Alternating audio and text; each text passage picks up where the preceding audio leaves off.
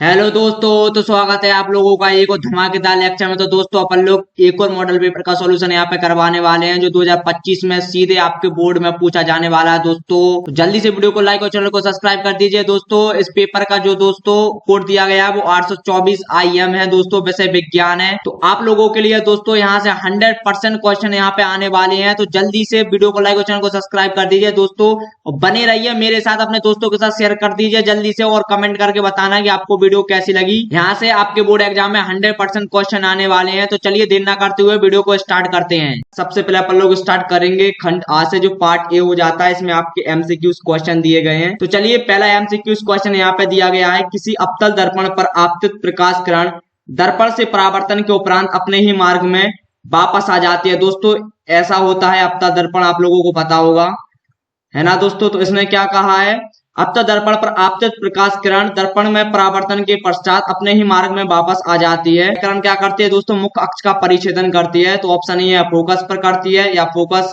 एवं ध्रुव के मध्य में करती है, या वक्रता केंद्र पर करती है, या फिर अनंत पर करती है। दोस्तों इसका करेक्ट ऑप्शन हो जाता है ऑप्शन नंबर सी, वक्रता केंद्र पर। दोस्तों वक्रता केंद्र क्या होता है, किसी गोलीय का क्या होता है दोस्तों, केंद्र वाला भाग वक्रता केंद्र कहलाता है दोस्तों।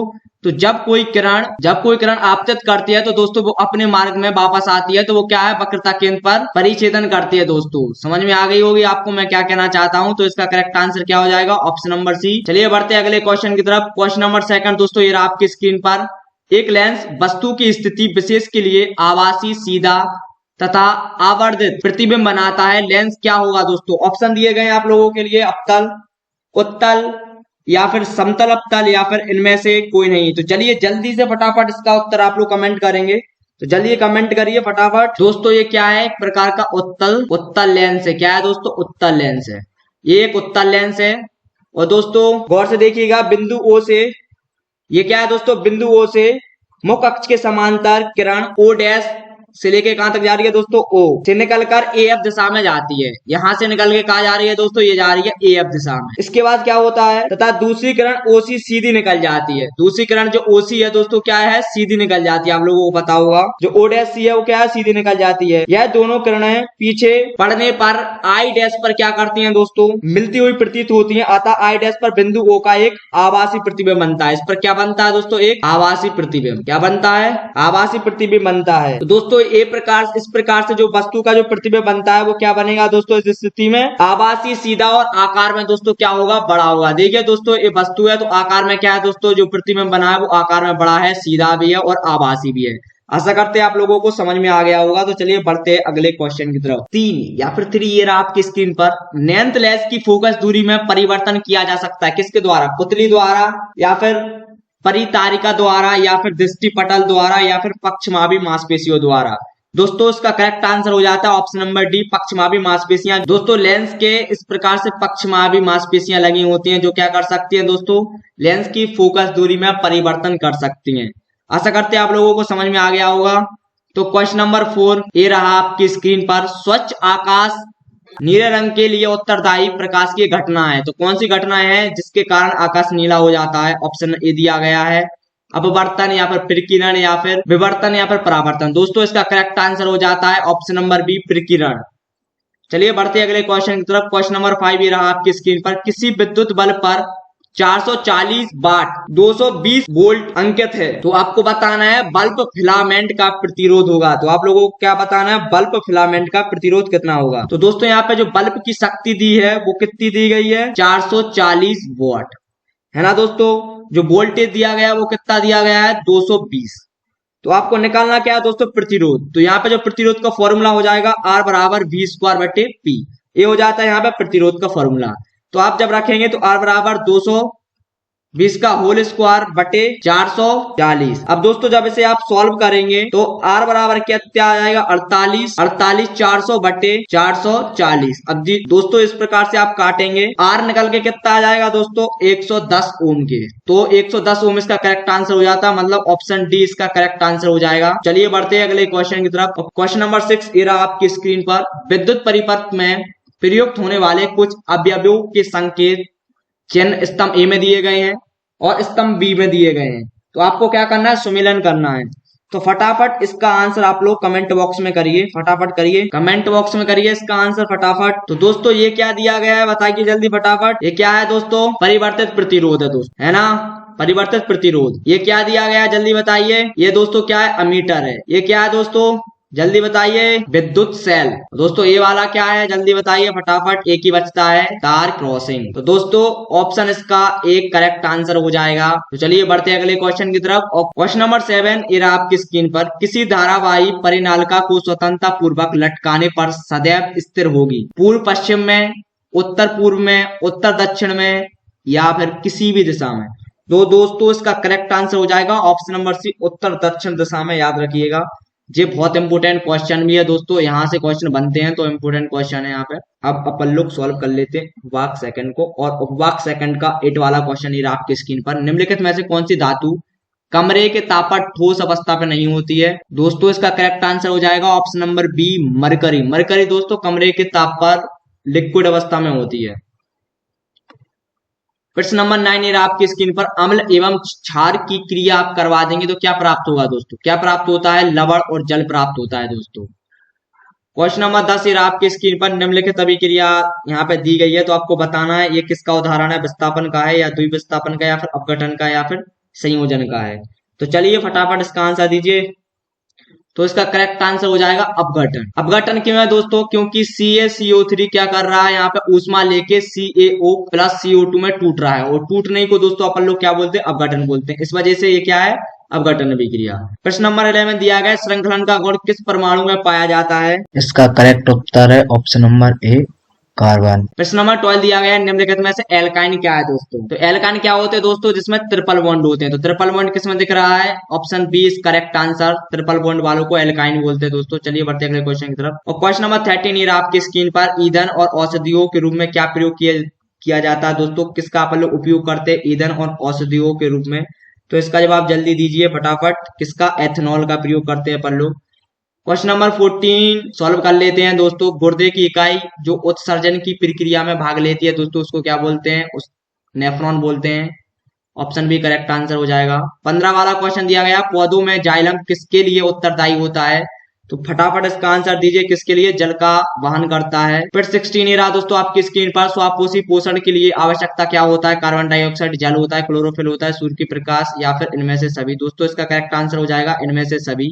ये स्वापोषी के लिए उत्तरदायी होते हैं दोस्तों, या फिर आवश्यक होते हैं। प्रश्न नंबर 17 ये आपके स्क्रीन पर, ऑक्सीजन की उपस्थिति में पायरुवेट का ऑक्सीकरण कोशिका के किस भाग में होता है दोस्तों? तो माइटोकॉन्ड्रिया में होता है। किसमें होता है? माइटोकॉन्ड्रिया में होता है। प्रश्न नंबर 18 ये आपकी स्क्रीन पर, मेंडल ने अपना प्रयोग किया था, किसमें किया था दोस्तों? चावल के उत्पादन के लिए, वंशागत गुणों का अध्ययन करने के लिए, मटर के उत्पादन के लिए, या फिर गेहूं के उत्पादन के लिए। तो दोस्तों इसका ऑप्शन नंबर बी करेक्ट हो जाता है, मटर के उत्पादन के लिए। प्रश्न नंबर 19 ये आपकी स्क्रीन पर, निम्नलिखित में से कौन सा ओजोन परत क्षरण के लिए जिम्मेदार मुख्य कारण है दोस्तों? तो आपको बताना है कौन सा है मुख्य पदार्थ। क्लोरोफ्लोरोकार्बन है, या फिर कार्बन मोनोऑक्साइड, या फिर कार्बन डाइऑक्साइड, या फिर नाइट्रिक अम्ल है? तो जल्दी जवाब दीजिए फटाफट। 19 का दोस्तों ऑप्शन ए करेक्ट हो जाएगा, CFC क्लोरोफ्लोरोकार्बन। और दोस्तों लास्ट क्वेश्चन ये रहा आपकी स्क्रीन पर, 20 वाला क्वेश्चन, MCQ यहीं पे खत्म हो जाएंगे। निम्न में से कौन आहार श्रृंखला का निर्माण करते हैं? घास गेहूं आम करते हैं, या फिर घास बकरी मानव करता है, या फिर बकरी गाय तथा हाथी करता है, या फिर घास मछली या फिर हाथी करता है? तो जल्दी फटाफट इसका आंसर दीजिए। इसका करेक्ट आंसर हो जाएगा ऑप्शन बी, घास बकरी मानव। आशा करते हैं आप लोगों को समझ में आ गया होगा। तो चलिए बढ़ते हैं अगले क्वेश्चन की तरफ, और उससे पहले जल्दी से फटाफट वीडियो को लाइक, चैनल को सब्सक्राइब कर दीजिए। तो चलिए बढ़ते हैं आगे की तरफ। अब अपन लोग देख लेते हैं खंडवा को। खंडवा में दोस्तों कौन कौन से प्रश्न दिए गए हैं, उपभाग 1 को यहाँ पे देख लेते हैं सबसे पहले। और उपभाग 1 का सबसे पहले प्रश्न नंबर 1 का पहला प्रश्न अपन लोग देख लेते हैं कि प्रकाश अपवर्तन की घटना को समझाइए। चलिए जल्दी से इसका उत्तर देख लेते हैं। तो दोस्तों ये रहा इसका उत्तर, प्रकाश अपवर्तन की घटना। प्रकाश अपवर्तन वह घटना है जब प्रकाश एक माध्यम से दूसरे माध्यम में क्या करता है दोस्तों? प्रवेश करता है, और उसकी गति व दिशा में परिवर्तन होता है। यह परिवर्तन प्रकाश की विभिन्न माध्यमों में अलग अलग गति के कारण होता है। उदाहरण के लिए, जब प्रकाश वायु से कांच में प्रवेश करता है तो यह अपनी दिशा क्या कर देता है दोस्तों? बदल देता है। इसके नियम दिए गए हैं। आपतित किरण, अपवर्तित किरण और अभिलंब सभी एक ही समतल में होते हैं दोस्तों। कैसे होते हैं? आपतित किरण, अपवर्तित किरण सब क्या होते हैं दोस्तों? एक ही समतल में होते हैं। आपतन कोण, परावर्तन कोण का साइन अनुपात संबंधित माध्यमों के आपेक्षीय अपवर्तनांक के बराबर होता है। आशा करते हैं आप लोगों को समझ में आ गया होगा। तो चलिए बढ़ते हैं अगले क्वेश्चन की तरफ। प्रश्न नंबर 2 दिया गया है, नेत्र के दीर्घ दृष्टि दोष तथा इसके संशोधन पर संक्षिप्त टिप्पणी लिखिए। तो चलिए दोस्तों इसका भी उत्तर देख लेते हैं। तो दोस्तों ये रहा इसका उत्तर, नेत्र की दीर्घ दृष्टि दोष और उसके संशोधन। दीर्घ दृष्टि दोष क्या है? इस दोष में व्यक्ति निकट की वस्तुओं को स्पष्ट रूप से नहीं देख पाता, लेकिन दूर की वस्तुओं उसको साफ दिखाई देती हैं।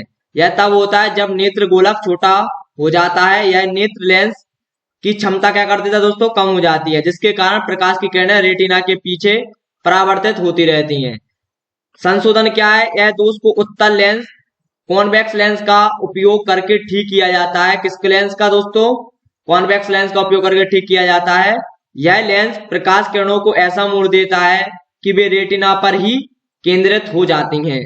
आशा करते हैं आप लोगों को समझ में आ गया होगा। तो चलिए बढ़ते हैं अगले क्वेश्चन की तरफ। प्रश्न नंबर 2 का फर्स्ट प्रश्न यहाँ पे दिया गया है, उत्तल दर्पण की फोकस दूरी के लिए सूत्र लिखिए। उत्तल दर्पण के 2 उपयोग भी आप लोगों को लिखना है। तो चलिए आप लोग कमेंट बॉक्स में जल्दी से वीडियो को लाइक और चैनल को सब्सक्राइब कर दीजिए और कमेंट बॉक्स जरूर कर दीजिएगा। चलिए इसका भी उत्तर जल्दी से देख लेते हैं। तो दोस्तों ये रहा इसका उत्तर, उत्तल दर्पण की फोकस दूरी। फोकस दूरी एफ और वक्रता केंद्र आर के बीच संबंध को निम्न सूत्र द्वारा व्यक्त किया जाता है। एफ बराबर क्या हो जाता है दोस्तों? R/2। आर क्या है दोस्तों? वक्रता त्रिज्या है। उत्तल दर्पण के उपयोग क्या है? पार्किंग या फिर ट्रैफिक मिरर में इनका प्रयोग किया जाता है और सुरक्षा मिरर में भी इनका प्रयोग किया जाता है। आशा करते हैं आप लोगों को समझ में आ गया होगा। तो चलिए बढ़ते हैं अगले क्वेश्चन की तरफ। आप प्रश्न नंबर 2 देख लेते हैं। 2 सेंटीमीटर लंबी वस्तु 20 सेंटीमीटर फोकस दूरी के उत्तल लेंस के सम्मुख मुख्य अक्ष के लंबवत रखी है। लेंस से वस्तु की दूरी 30 सेंटीमीटर है। प्रतिबिंब की स्थिति तथा प्रकृति आपको ज्ञात करना है। तो चलिए जल्दी से इसका उत्तर देख लेते हैं, किस प्रकार से इसको सॉल्व करेंगे। तो दोस्तों ये रहा क्वेश्चन, अपन लोग इसको सॉल्व कर लेते हैं फटाफट। ये कौन सा क्वेश्चन है दोस्तों? सेकंड वाला क्वेश्चन यहाँ पे दिया गया है। चलिए इसको जल्दी से सॉल्व कर लेते हैं। 2 सेंटीमीटर लंबी वस्तु 20 सेंटीमीटर फोकस दूरी के उत्तल लेंस के सम्मुख मुख्य अक्ष के लंबवत रखी है। लेंस से वस्तु की दूरी 30 सेंटीमीटर है। प्रतिबिंब की स्थिति और उसकी प्रकृति ज्ञात करना है दोस्तों अपन लोगों को। तो दोस्तों जो लेंस का सूत्र होता है, लेंस का सूत्र वो क्या होता है दोस्तों? लेंस का सूत्र क्या होता है? 1/f बराबर 1/v माइनस 1/u। ये होता है लेंस का सूत्र। अब क्या करेंगे दोस्तों, आपको क्या दिया गया है? फोकस दूरी कितनी दी गई है? +20 सेंटीमीटर। अब दोस्तों यहाँ पे फोकस दूरी अपन लोगों ने प्लस में ली है, क्योंकि उत्तल लेंस के लिए अपन लोग क्या हमेशा धनात्मक लेते हैं। और दोस्तों जो u दिया गया है वो कितना दिया गया है? -30 सेंटीमीटर, क्योंकि मुख्य अक्ष के विपरीत दिशा में होने के कारण इसे अपन लोग माइनस में लेंगे। अब लेंस के सूत्र में इसे पुट करेंगे तो 1/f बराबर 1/v माइनस 1/u। तो क्या हो जाएगा दोस्तों? मान रखेंगे यहाँ पे, तो 1/20 बराबर 1/v माइनस 1/- माइनस का 30। अब दोस्तों 1/20 बराबर 1/v, ये दोस्तों माइनस माइनस क्या हो जाएगा? प्लस 1/30। अब दोस्तों क्या करेंगे अपन लोग? अब क्या करेंगे? 1/v बराबर जे 1/20 माइनस 1/30। 1/v बराबर इनका क्या करेंगे दोस्तों? एलसीएम करेंगे तो ये कितना आ जाएगा? 60। अब क्या करेंगे दोस्तों? यहाँ पे 3 - 2, तो ये क्या हो जाएगा? 1/60 ये आ जाएगा दोस्तों। कितना निकल के आ जाएगा दोस्तों? भी कितना निकल के आ जाएगा? 60 सेंटीमीटर। दोस्तों प्रतिबिंब की स्थिति कितनी हो गई? प्लस का 60 सेंटीमीटर। प्रतिबिंब की प्रकृति क्या होगी दोस्तों? प्रतिबिंब हमेशा क्या बनेगा? वास्तविक बनेगा। और क्या बनेगा दोस्तों? उल्टा बनेगा। क्या बनेगा? उल्टा। आशा करते हैं आप लोगों को समझ में आ गया होगा। तो चलिए बढ़ते हैं अगले क्वेश्चन की तरफ। दोस्तों अब अपन लोग प्रश्न नंबर 3 का पहला वाला प्रश्न सॉल्व कर लेते हैं। किसी चुंबकीय क्षेत्र में धारावाही चालक पर लगने वाला बल किन किन कारकों पर निर्भर करता है? दोस्तों वेरी इंपोर्टेंट क्वेश्चन है, ये बहुत बार पूछा जा चुका है, निर्भर करता है। तो चलिए जल्दी से इसका उत्तर देख लेते हैं। दोस्तों ये रहा इसका उत्तर, चुंबकीय क्षेत्र में धारावाहक चालक पर लगने वाला बल किन किन कारकों पर निर्भर करता है?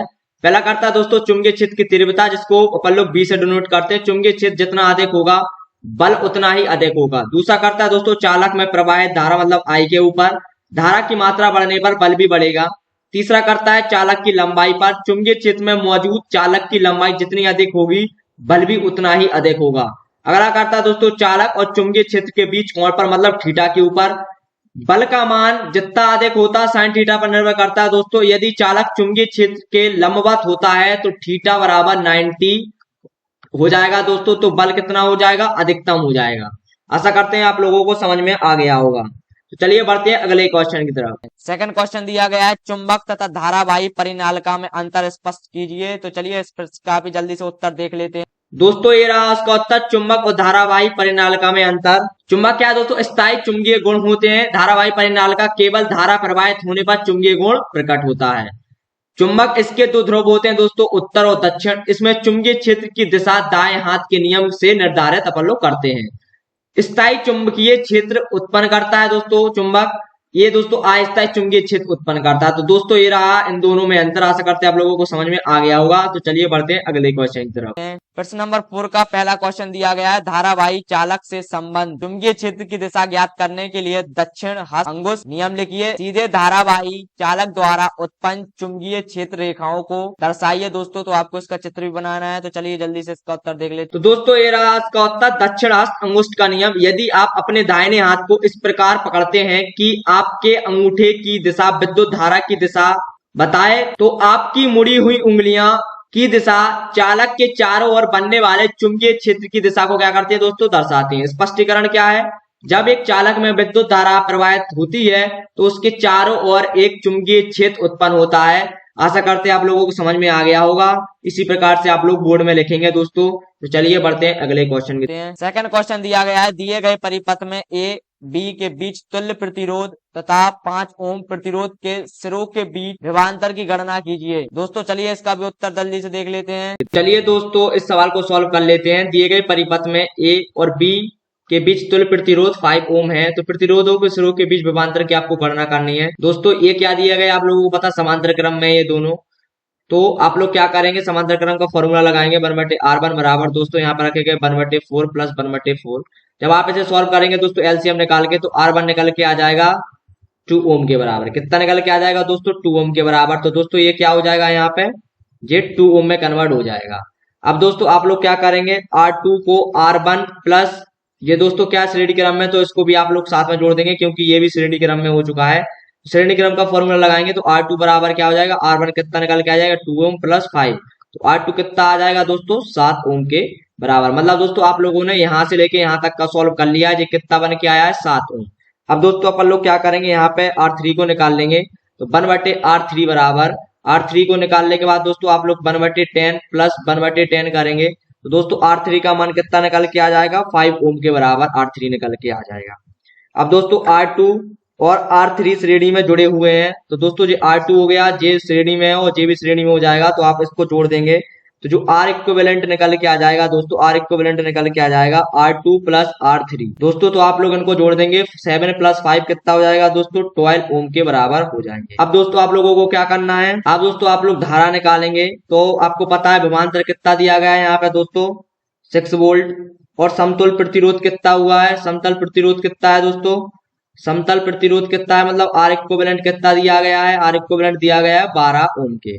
तो दोस्तों I बराबर क्या हो जाता है यहाँ पे V/R इक्विवेलेंट दोस्तों। तो यहाँ पे 6/12 हो जाएगा। जब इसको आप काटेंगे तो 0.5 एम्पियर के बराबर निकल के आ जाएगा। अब दोस्तों क्या करना है, आपको 5 ओम प्रतिरोध के सिरों के बीच आपको विभवांतर की गणना करनी है। तो विभवांतर का फॉर्मूला हो जाता है V बराबर I इंटू R। तो दोस्तों आप V बराबर I का मान रखेंगे 0.5 और R कितना दिया है दोस्तों 5 दिया है, तो 5। तो दोस्तों V बराबर कितना निकल के आ जाएगा, विभवांतर कितना निकल के आ जाएगा 2.5 वोल्ट के निकल के आ जाएगा दोस्तों। आशा करते हैं आप लोगों को समझ में आ गया होगा। तो चलिए बढ़ते हैं अगले क्वेश्चन की तरफ। चलिए तो दोस्तों अब अपन लोग स्टार्ट कर लेते हैं उपवाक सेकंड को। और उपवाक सेकंड का 5 वाले क्वेश्चन का पहला क्वेश्चन यहाँ पे दिया गया है, निम्नलिखित यौगिकों का आपको IUPAC नाम बताना है। तो पहला दोस्तों ये दिया गया है, तो मैं थोड़ा सा इसको इस प्रकार से लिख लेता हूँ, CH3 CH2 CH2 और क्या लगा है Br। क्या लगा है दोस्तों Br। तो जहां पे दोस्तों Br लगा है वहीं से अपन लोग क्या करेंगे, नामांकन स्टार्ट करेंगे।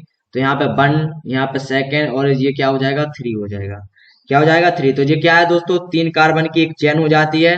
तो 3 कार्बन के चेन को अपन लोग क्या बोलते हैं दोस्तों, क्या बोलते हैं, प्रोपेन। आपको पता होगा क्या बोलते हैं, प्रोपेन। और दोस्तों 1 पे क्या लगा है, आपको क्या लगा है दोस्तों, ब्रोमीन लगा है कि नहीं। तो आप लोग इसको क्या नाम देंगे, 1 ब्रोमो, क्या नाम देंगे दोस्तों, 1 ब्रोमो प्रोपेन। तो दोस्तों ये इसका नाम हो जाता है 1 ब्रोमो प्रोपेन। इसी प्रकार से दोस्तों इसको भी अपन लोग लिखेंगे CH3 CH2 COOH। दोस्तों इस प्रकार से ये हो जाएगा। दोस्तों ये क्या है, एक प्रकार से कार्बोक्सिलिक अम्ल है दोस्तों। क्या है, कार्बोक्सिलिक अम्ल है। तो यहाँ पे दोस्तों ये क्या हो जाएगी, एक यहाँ पे जे 2 और जे 3, तो दोस्तों 3 कार्बन की यहाँ पे क्या हो गई है, चेन हो चुकी है। तो इसका दोस्तों क्या हो जाएगा नाम, बताइए जल्दी। ये कार्बोक्सिलिक एसिड है दोस्तों। तो आपको पता है 3 कार्बन के चेन को क्या बोलते हैं, प्रोपेन। तो दोस्तों इसका नाम क्या हो जाएगा, प्रोपेनोइक अम्ल या फिर प्रोपेनोइक एसिड। क्या हो जाएगा दोस्तों, प्रोपेनोइक अम्ल या फिर प्रोपेनोइक एसिड। क्योंकि दोस्तों COOH को क्या बोलते हैं, ओइक बोलते हैं, इसलिए। और ये क्या हो गया, प्रोपेन, तो क्या होगा, प्रोपेनोइक अम्ल या फिर प्रोपेनोइक एसिड। तो चलिए बढ़ते हैं अगले क्वेश्चन की तरफ दोस्तों। तो दोस्तों प्रश्न नंबर बी का पहला क्वेश्चन यहाँ पे दिया गया है, संयोजन अभिक्रिया का एक आपको क्या देना है दोस्तों, उदाहरण देना है। तो चलिए जल्दी से इसका जवाब दीजिए। संयोजन अभिक्रिया क्या होती है दोस्तों, जब एक या एक से अधिक पदार्थ आपस में मिलकर एक नए पदार्थ का निर्माण करते हैं तो अपन लोग उसको क्या बोलते हैं, संयोजन अभिक्रिया। तो चलिए इसका उदाहरण लिख लेते हैं दोस्तों इसका एक एग्जाम्पल हो जाता है, जैसे कि दोस्तों क्या हो जाएगा, H2 प्लस ऑक्सीजन की क्रिया आप करवाएंगे दोस्तों, क्या बनेगा, H2O। अब दोस्तों इसको अपन लोग क्या करेंगे, समीकरण को संतुलित कर लेंगे, तो यहाँ पे 2 लगा देंगे, तो यहाँ पे भी 2 लगा देंगे दोस्तों। तो इस प्रकार से ये हो जाता है एक संयोजन अभिक्रिया का उदाहरण। दोस्तों अगला क्वेश्चन दिया गया है, संतुलित रासायनिक समीकरण आपको लिखना है। बेरिलियम क्लोराइड की क्रिया आप लोग एल्यूमिनियम सल्फेट से करवा रहे हैं, तो क्या बन रहा है, बेरियम सल्फेट और एल्यूमिनियम क्लोराइड बन रहा है। तो दोस्तों क्या है, बेरिलियम क्लोराइड BaCl2 की रिएक्शन आप किससे करवा रहे हैं, Al2SO4 का होल थ्राइस, इससे आप करवा रहे हैं। तो दोस्तों क्या बन रहा है, बेरियम सल्फेट बन रहा है, क्या बन रहा है, बेरियम सल्फेट BaSO4 प्लस क्या बन रहा है, AlCl3। दोस्तों तो ये हो जाता है इसका आंसर। आशा करते हैं आप लोगों को समझ में आ गया होगा। तो चलिए बढ़ते हैं अगले क्वेश्चन की तरफ। और दोस्तों प्रश्न नंबर 6 का पहला क्वेश्चन दिया गया है, निम्नलिखित तत्वों का आपको क्या बताना है दोस्तों, इलेक्ट्रॉनिक विन्यास आप लोगों को बताना है। तो जल्दी से इलेक्ट्रॉनिक विन्यास बताइए दोस्तों। सोडियम का जो दोस्तों क्या होता है, चिन्ह क्या होता है, Na। क्या होता है दोस्तों, Na। इसका जो परमाणु क्रमांक कितना होता है दोस्तों, 11 हो जाता है। कितना होता है, 11। तो इसका आप इलेक्ट्रॉनिक विन्यास किस प्रकार से लिखेंगे, 2 8 और यहाँ पे हो जाएगा 1। तो जो हो जाएगा इसका इलेक्ट्रॉनिक कन्फिग्रेशन हो जाएगा। इसी प्रकार से दोस्तों क्लोरीन का क्या होता है दोस्तों, 17 होता है एटॉमिक नंबर। तो इसका आप लिखेंगे 2 8 और 7। दोस्तों ये हो जाएगा इसका भी इलेक्ट्रॉनिक कन्फिग्रेशन। आशा करते हैं आप लोगों को समझ में आ गया होगा। तो चलिए बढ़ते हैं अगले क्वेश्चन की तरफ। क्वेश्चन नंबर बी दिया गया है दोस्तों, यहाँ पे निम्नलिखित समीकरण को संतुलित आप लोगों को करना है। तो चलिए दोस्तों जल्दी से समीकरण को आप लोग संतुलित कीजिए। तो दोस्तों यहाँ पे Fe कितना दिया गया है, 1 दिया गया है। यहाँ पे Fe कितने हैं, 3 दिए गए हैं। तो आप लोग इस प्रकार से यहाँ पे 3 लिख लेंगे। आपको क्या करना है दोस्तों, दोनों और मतलब अभिकारक और उत्पाद में क्या करना है दोस्तों, जो तत्व दिए गए उनकी संख्या आप लोगों को बराबर करनी है, उनके परमाणुओं की संख्या आप लोगों को क्या करनी है, बराबर करनी है। इसलिए दोस्तों यहाँ पे Fe की संख्या 3 है, तो यहाँ पे भी अपन लोगों ने Fe की संख्या कितनी कर दी दोस्तों, 3 कर दी। अब दोस्तों यहाँ पे H को देखिए दोस्तों, यहाँ पे H कितना है, 2 के फॉर्म में दिया गया है। यहाँ पे भी H कितने में दिया गया है, 2 के फॉर्म में। यहाँ पे O कितना दिया गया है दोस्तों, 1 ही है। यहाँ पे O कितना है, 4 है। तो आप लोग क्या करेंगे दोस्तों, यहाँ पे 4 से इसको मल्टीप्लाई करवा देंगे, तो यहाँ पे 4 हो जाएगा, यहाँ पे भी 4 हो जाएगा दोस्तों। लेकिन यहाँ पे H की संख्या यहाँ पे बढ़ चुकी है, आप लोगों को पता होगा, यहाँ पे कम है, तो आप यहाँ पे 2 लगा देंगे। तो दोस्तों ये क्या हो जाता है, समीकरण संतुलित हो जाता है। आशा करते हैं आप लोगों को समझ में आ गया होगा। दोस्तों अब अपन लोग सेकंड वाला भी संतुलित कर लेते हैं। C6H12O6 plus O2 equal to CO2 plus H2O यहाँ पे बन रहा है। तो चलिए जल्दी से देखिए दोस्तों, कार्बन की संख्या 6 दी गई है यहाँ पे। तो यहाँ पे कार्बन की संख्या कितनी है, एक ही दी है। तो दोस्तों आप लोग क्या करेंगे, यहाँ पे 6 से मल्टीप्लाई कर देंगे तो बराबर हो जाएगी। चलिए कार्बन की संख्या बराबर हो गई। अब हाइड्रोजन देख लेते हैं। हाइड्रोजन दोस्तों यहाँ पे कितने क्या 12 हैं। तो दोस्तों यहाँ पे भी आप लोग देख लेंगे, यहाँ पे कितने दिए गए हैं दोस्तों, ओनली कितने दिए गए हैं, 2। तो आप लोग क्या करेंगे, 6 से मल्टीप्लाई कर देंगे, तो यहाँ पे भी ये क्या हो जाएंगे, 12 हो जाएंगे। अब दोस्तों देखिए यहाँ पे 6 और 2 ऑक्सीजन कितने हैं, सिर्फ 8 दिए गए हैं। तो यहाँ पे देख लेते हैं दोस्तों, आप लोग कितने हो जाएंगे, 12 और 6 कितने हो जाते हैं दोस्तों, 12 और 6 18।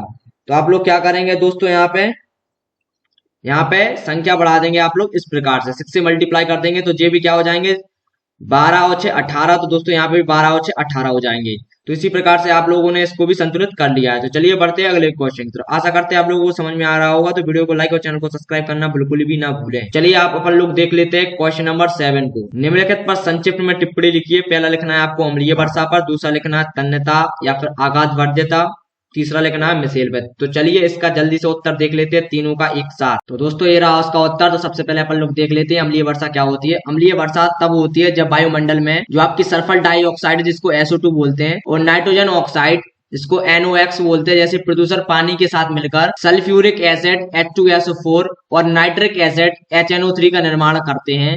यह वर्षा पर्यावरण को क्या करती है दोस्तों, नुकसान पहुंचाती है और मिट्टी की उर्वरता घटना, जल स्रोतों को अम्लीय बनाना और इमारतों का क्षरण करना होता है। अगला देख लेते हैं तन्यता या फिर आघात वर्ध्यता क्या कहलाती है। तन्यता क्या चीज है दोस्तों, किसी पदार्थ में खिंचाव को सहने की क्षमता को तन्यता कहते हैं। यह गुण विशेष रूप से धातुओं जैसे कि स्टील और एल्यूमिनियम में पाया जाता है।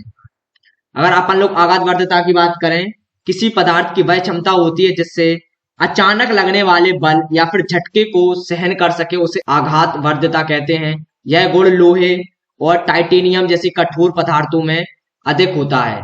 अगर अपन लोग तीसरे की बात कर ले, मिसेल क्या होता है। मिसेल कोलाइड कणों का ऐसा समूह है जो पानी जैसे ध्रुवीय माध्यम से बनता है। यह तब बनता है जब साबुन या फिर डिटर्जेंट के अणु जल में उपस्थित होते हैं। मिसेल का निर्माण ग्रीस और तेल जैसे अपघुलनशील पदार्थों को घोलने में सहायक होता है। इसका उपयोग मुख्य रूप से सफाई उत्पादकों में किया जाता है, फिर उत्पादों में इसका उपयोग होता है। आशा करते हैं आप लोगों को समझ में आ गया होगा। तो चलिए बढ़ते हैं अगले क्वेश्चन की तरफ। अब अपन लोग सॉल्व कर लेते हैं उपभाग 3 को। उसका 8 वाला प्रश्न यहाँ पे दिया गया है। एक तंत्रिका कोशिका न्यूरॉन की संरचना बनाइए तथा इसके कार्यों का वर्णन कीजिए। तो चलिए जल्दी से इसका भी उत्तर देख लेते हैं। चलिए दोस्तों, ये रहा उसका उत्तर। तंत्रिका कोशिका फिर न्यूरॉन की संरचना क्या है, तो चलिए समझ लेते हैं। तंत्रिका में सबसे पहले दोस्तों अपन पढ़ते हैं कोशिका शरीर, इसको सेल बॉडी बोलते हैं। इसमें नाभिक और फिर क्या आता है दोस्तों, साइटोप्लाज्म होता है। डेंड्रॉइड्स क्या होते हैं दोस्तों, छोटे शाखानुमा संरचनाएं होती हैं जो संदेश को क्या करते हैं दोस्तों, ग्रहण करती हैं। एक्सोन क्या होता है, जिसको अक्षतंतु बोलते हैं। यहाँ पे दोस्तों लंबा तंतु होता है जो संदेश को आगे ले जाता है। माइलिन आवरण क्या कहलाता है दोस्तों, अक्षतंतु पर मौजूद जो संदेश को तेज गति से ले जाने में मदद करता है। सिनेप्स क्या है दोस्तों, दो न्यूरॉन्स के बीच का एक संपर्क होता है दोस्तों। चलिए दोस्तों, इसका डायग्राम अपन लोग देख लेते हैं। दोस्तों ये रहा डायग्राम, और दोस्तों ये हैंडमेड है। क्या दोस्तों, हाथ से बनाया हुआ है। दोस्तों कैसा लगा कमेंट में जरूर बताएं, और जल्दी से वीडियो को लाइक और चैनल को सब्सक्राइब जरूर कर दें दोस्तों। चलिए दोस्तों, ये रहा डायग्राम। अब इसके कार्य को अपन लोग और समझ लेते हैं कि इनके कार्य क्या क्या है दोस्तों। तो दोस्तों ये रहा इनके कार्य। संदेश का संचार क्या होता है दोस्तों, न्यूरॉन विद्युत संकेतों के रूप में शरीर के विभिन्न भागों तक संदेश क्या करते हैं दोस्तों, पहुंचाते हैं। प्रतिवर्ती का क्रिया का भी काम करता है। अगला काम क्या करता है दोस्तों, संवेदी और फिर मोटर कार्य भी करता है दोस्तों। ये संवेदी न्यूरॉन जानकारी प्राप्त करते हैं और मोटर उन न्यूरॉन को क्या देते हैं दोस्तों, आदेश देते हैं। अगला पॉइंट क्या है दोस्तों, ग्रहण करना और प्रतिक्रिया करना। ये क्या करते हैं, बाहरी जो संवेदना आती है दोस्तों उसे ग्रहण करते हैं, फिर उसको क्या करते हैं दोस्तों, रिफ्लेक्स उसे करते हैं, मतलब उसको प्रतिक्रिया देते हैं। चलिए आशा करते हैं आप लोगों को समझ में आ गया होगा। तो चलिए बढ़ते हैं अगले क्वेश्चन की तरफ। क्वेश्चन नंबर 9 दिया गया है। निम्नलिखित पर संक्षिप्त में आपको क्या करना है, टिप्पणियां करना है। थायरॉक्सिन हार्मोन के कार्य पर और मुकुलन क्या चीज है, इसके ऊपर भी आप लोगों को टिप्पणियां करना है। तो चलिए जल्दी से इसका भी उत्तर देख लेते हैं। दोस्तों ये रहा उसका उत्तर। थायरॉक्सिन हार्मोन के कार्य। थायरॉक्सिन हार्मोन का निर्माण थायराइड ग्रंथि द्वारा होता है। यह हार्मोन शरीर के उपापचय, जिसका मेटाबॉलिज्म बोलते को नियंत्रित करता है दोस्तों। कई सारे कार्यों में महत्वपूर्ण भूमिका निभाता है। मेटाबॉलिक दर या शरीर की ऊर्जा उत्पादन और फिर उपयोग को नियंत्रित करता है दोस्तों। विकास या फिर वृद्धि को नियंत्रित करता है दोस्तों। तापमान नियंत्रण भी दोस्तों थायरॉक्सिन हार्मोन करता है। अब अगला समझ लेते हैं दोस्तों, मुकुलन। मुकुलन क्या है दोस्तों, बडिंग क्या है, एक प्रकार की अपप्रजनन मतलब अलैंगिक जनन है दोस्तों, जिसमें नया जीव मुख्य रूप से शरीर की एक कली एक फिर बड के रूप में दोस्तों उत्पन्न होता है, और जो क्या है दोस्तों, पेरेंट सेल से अलग होकर दोस्तों एक नया जीव बना लेता है। इसको ही लोग मुकुलन या फिर बडिंग कहते हैं दोस्तों। ये समझ लीजिएगा दोस्तों, पढ़ लीजिएगा और उनका स्क्रीनशॉट ले लीजिएगा दोस्तों, बहुत इंपॉर्टेंट है। आपके एग्जाम में 100% पूछा जाने वाला है दोस्तों यहाँ से क्वेश्चन। तो चलिए बढ़ते हैं अगले क्वेश्चन की तरफ। क्वेश्चन नंबर 10 दिया गया है। पुष्पीय पौधों में लैंगिक जनन का वर्णन कीजिए। तो चलिए दोस्तों इसका भी उत्तर देख लेते हैं। चलिए दोस्तों ये रहा उसका उत्तर। पुष्पीय पौधों में लैंगिक जनन क्या है दोस्तों, जिस प्रकार से मैंने लिखा है इसी प्रकार से आप लोग लिखेंगे तो आपके 100% आएंगे। आप लोग हेडिंग वाइज लिखिएगा दोस्तों, क्योंकि जो एग्जामिनर होता है वो आपकी हेडिंग को चेक करके और आपकी कॉपी को चेक करके आगे बढ़ जाएगा, क्योंकि वो देख लेगा कि इसने हेडिंग वाइज लिखा है, मतलब इसने बहुत तरीके से लिखा है, तो आपको 100% नंबर देगा। तो चलिए देख लेते हैं इसको। पुष्प की संरचना। पहला होता है पुंकेसर स्त्रीकेसर। पुंकेसर क्या होता है दोस्तों, नर जनन अंग। स्त्रीकेसर होता है मादा जनन अंग। दोस्तों परागण क्या होता है, इसको पॉलिनेशन बोलते हैं। पराग कणों का पुंकेसर से स्त्रीकेसर तक स्थानांतर क्या कहलाता है दोस्तों, परागण कहलाता है। परागण दो टाइप्स का होता है दोस्तों, स्वपरागण, परपरागण। एक ही फूल पर अगर परागण हो तो दोस्तों स्वपरागण, और दोस्तों एक फूल से दूसरे फूल पर हो तो दोस्तों परपरागण। अब निषेचन होता है दोस्तों, परागकण का अंडाणु से मिलकर जाइगोट या फिर द्वितीय केंद्रक जैसे एंडोस्पर्म का निर्माण करता है दोस्तों, इसको क्या बोलते हैं अपन लोग, द्वि निषेचन बोलते हैं। इसको फर्टिलाइजेशन बोला दोस्तों। अब क्या होगा दोस्तों, बीज और फल का निर्माण होगा, तो अंडाणु से क्या बनेगा दोस्तों, बीज बनेगा, और अंडाशय से क्या बनेगा दोस्तों, फल बनेगा। अंकुरण का क्या कहलाता है दोस्तों, अनुकूल परिस्थितियों में बीज से एक नया पौधा बनना, क्या कहलाता है दोस्तों, अंकुरन कहलाता है। तो दोस्तों इस प्रकार से आप लिखेंगे तो आपके बोर्ड में 100% नंबर आएंगे। अगर आशा करते हैं आप लोगों को समझ में आ गया होगा। तो चलिए बढ़ते हैं अगले क्वेश्चन में। क्वेश्चन नंबर 11 दिया गया है, मनुष्यों में ऑक्सीजन एवं कार्बन डाइऑक्साइड का परिवहन कैसे होता है। चलिए इसका भी उत्तर जल्दी से देख लेते हैं दोस्तों की तरफ। दोस्तों ये रहा इसका उत्तर। सबसे पहले समझ लेते हैं ऑक्सीजन का परिवहन। सबसे पहले समझ लेते हैं रक्त के माध्यम से। ऑक्सीजन का परिवहन मुख्यतः किसके द्वारा होता है दोस्तों, हीमोग्लोबिन के द्वारा होता है। और फेफड़ों में ऑक्सीजन एल्वुलाई से रक्त में प्रवेश करता है और हीमोग्लोबिन के साथ मिलकर क्या बनाता है दोस्तों, ऑक्सी हीमोग्लोबिन बनाता है। ये ऑक्सी हीमोग्लोबिन ऑक्सीजन को लेकर कहां तक जाता है दोस्तों, ऊतकों तक जाता है। कहां तक जाता है, ऊतकों तक जाता है। अब दोस्तों कार्बन डाइऑक्साइड का अपन लोग समझ लेते हैं परिवहन। कार्बन डाइऑक्साइड क्या होगा दोस्तों, सेल के अंदर एक क्रिया होगी जिसको अपन लोग श्वसन बोलते हैं। तो दोस्तों श्वसन क्रिया के दौरान क्या होगा, CO2 का निर्माण होगा दोस्तों, किसमें, ऊतक के अंदर। अब दोस्तों क्या होगा, ऊतकों से कार्बन डाइऑक्साइड तो क्या करता है, प्रवेश करता है। अब परिवहन के दोस्तों 3 तरीके होते हैं। परिवहन के सबसे पहला होता है बाइकार्बोनेट आयन द्वारा परिवहन। तो 70% दोस्तों बाइकार्बोनेट आयन क्या करता है, CO2 को बाहर निकालने में मदद करता है। हीमोग्लोबिन 20 से 30% हीमोग्लोबिन क्या करता है दोस्तों, CO2 को जोड़ लेता है और बाहर निकालने में मदद करता है। रक्त प्लाज्मा दोस्तों 7% ऑक्सीजन को अपने साथ जोड़ लेता है और बाहर निकालने में मदद करता है। तो दोस्तों ये जोड़ के दोस्तों कहां तक छोड़ देंगे, ये फेफड़ों तक छोड़ देंगे। अब फेफड़ों से दोस्तों CO2 को बाहर कैसे निकलेगा, फेफड़ों से तो क्या होता है, रक्त से जो कार्बन डाइऑक्साइड एल्वुलाई में स्थानांतरित कर देता है दोस्तों। और श्वसन क्रिया के माध्यम से आप लोग जब सांस को बाहर फेंकते हैं तो दोस्तों CO2 भी बाहर निकल जाती है। आशा करते हैं आप लोगों को समझ में आ गया होगा मैं क्या समझाना चाहता हूँ। तो चलिए बढ़ते हैं अगले क्वेश्चन की तरफ। उससे पहले वीडियो को लाइक और चैनल को सब्सक्राइब जरूर करते हैं। चलिए बढ़ते हैं अगले क्वेश्चन की तरफ। तो दोस्तों यहीं पर आपका मॉडल पेपर का सॉल्यूशन समाप्त हो जाता है। तो जल्दी से चैनल को सब्सक्राइब कर लीजिए और बने रहिए मेरे साथ, क्योंकि मैं यहाँ पे आप लोगों की बहुत बढ़िया तैयारी करवाने वाला हूँ। तो आप लोग मेरे साथ जरूर बने रहिए। तो इससे पहले वीडियो को लाइक और चैनल को सब्सक्राइब जरूर कर दीजिए। अपने दोस्तों के साथ शेयर करना बिल्कुल भी ना भूलें। Take care, bye bye.